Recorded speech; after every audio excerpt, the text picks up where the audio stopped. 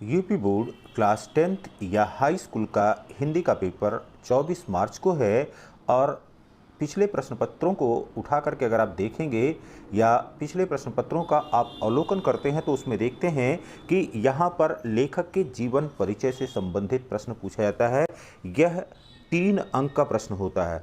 तो लेखक का जीवन परिचय लिखते समय आपको किन बिंदुओं पर ध्यान देना है? पहली चीज तो जन्मस्थान क्या है, जिला क्या है, प्रदेश क्या है, इसके संबंध में चर्चा कर लेना है। फिर उनकी पारिवारिक पृष्ठभूमि क्या है, माता पिता, भाई बहन, वैवाहिक जीवन क्या है, माता पिता क्या करते थे, अगर इसके संबंध में जानकारी है तो उसके बारे में लिखना है। फिर लेखक ने प्रारंभिक शिक्षा से लेकर के और उच्च शिक्षा कहाँ पर प्राप्त किया है और क्या उनकी शैक्षणिक योग्यताएं हैं, उनके संबंध में चर्चा कर लेना है। फिर यहाँ पर संक्षिप्त साहित्यिक परिचय की बात करना है, जिसमें किस तरह के साहित्य के लिखने में उनकी रुचि थी, साहित्य में उनकी किस प्रकार की पहचान है, साहित्य में क्या स्थान है, किस प्रकार की भाषा और शैली का प्रयोग करते हैं। फिर उन्हें क्या पुरस्कार मिले हुए हैं, उन पुरस्कारों के संबंध में बात कर लेना है। कुछ रचनाएं उन्होंने नाटक लिखा है, कहानी लिखा है, एकांकी लिखा है, ऋतुपार्श्व लिखा है, व्यंग्य लिखा है, निबंध लिखा है, किस तरह की बातें उन्होंने लिखा है उसके संबंध में चर्चा कर लेना है। फिर इसके पश्चात मृत्यु कब हुई थी, किस स्थान पर हुई थी और किस कारण से इनकी मृत्यु हुई थी। और उदाहरण के रूप में जैसे जयशंकर प्रसाद का जीवन परिचय हमने लिया हुआ है कि महान नाटककार थे, कथाकार थे, महाकवि जयशंकर प्रसाद आज किसी परिचय के मोहताज नहीं है। आप छायावादी काव्यधारा के प्रवर्तक हैं, क्योंकि इनकी जो रचना है झरना, जो कि 1918 में आती है, उसके बाद ही जितने भी कवि हैं, चाहे नंदन पंत हों, महादेवी वर्मा हो, जो कि भी इस छायावाद से जुड़े हुए लोग हैं, वह सब इनके बाद ही आते हैं। तथा आलोचना साहित्य में आपका स्थान सर्वोपरि है। तो थोड़ी सी भूमिका बनाने के बाद तब यहाँ पर आप नाम यहाँ पर लिखेंगे किस प्रकार से जीवन उनका था।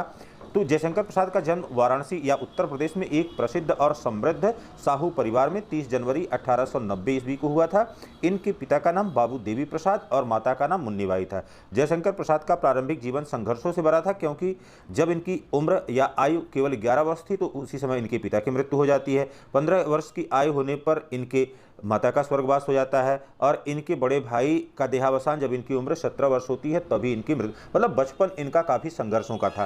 फिर जयशंकर प्रसाद की प्रारंभिक शिक्षा यह वाराणसी में ही संपन्न हुई थी और क्वींस कॉलेज में इन्होंने अपना प्रवेश लिया था या अध्ययन वहीं पर प्रारंभ किया था। फिर देखिए, प्रारंभिक जीवन के संघर्षों के कारण ये अधिक नहीं पढ़ पाते हैं, लेकिन इन्होंने अंग्रेजी, हिंदी, उर्दू, फारसी, संस्कृत, इन सब भाषाओं का अध्ययन जो है किया।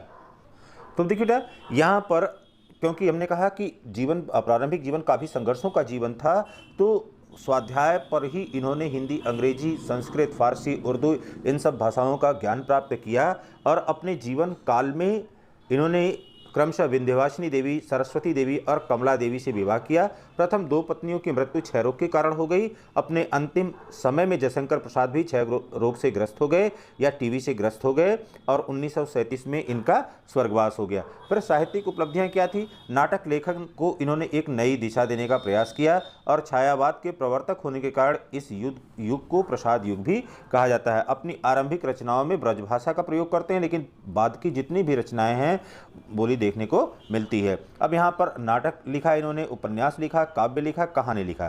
तो यहाँ पर चंद्रगुप्त, स्कंदगुप्त, अजातशत्रु, राज्यश्री और कल्याणी। तो आपको चंद्रगुप्त, स्कंदगुप्त, अजातशत्रु कम से कम याद रखना। उपन्यास में तितली, कंकाल, इरावती, यहाँ पर इरावती, तो तितली, कंकाल और इरावती यह इनकी रचनाएं थी उपन्यास में। इसी प्रकार से काव्य में कामायनी, आंसू, लहर और प्रेमपथी, और कहानी में छाया, प्रतिध्वनि, आंधी और आकाशदीप। तो आपको कम से कम इनकी कुछ रचनाओं को याद रखना है। वो आपसे 1 या 2 पूछता है। फिर भाषा किस प्रकार थी? भाषा इनकी भावपूर्ण व विचारात्मक थी। तो यहाँ पर देखिए बेटा, जब भी आपने लिखना है तो आप पूरी बात लिखने से पहले एक समरी जरूर दे दीजिए।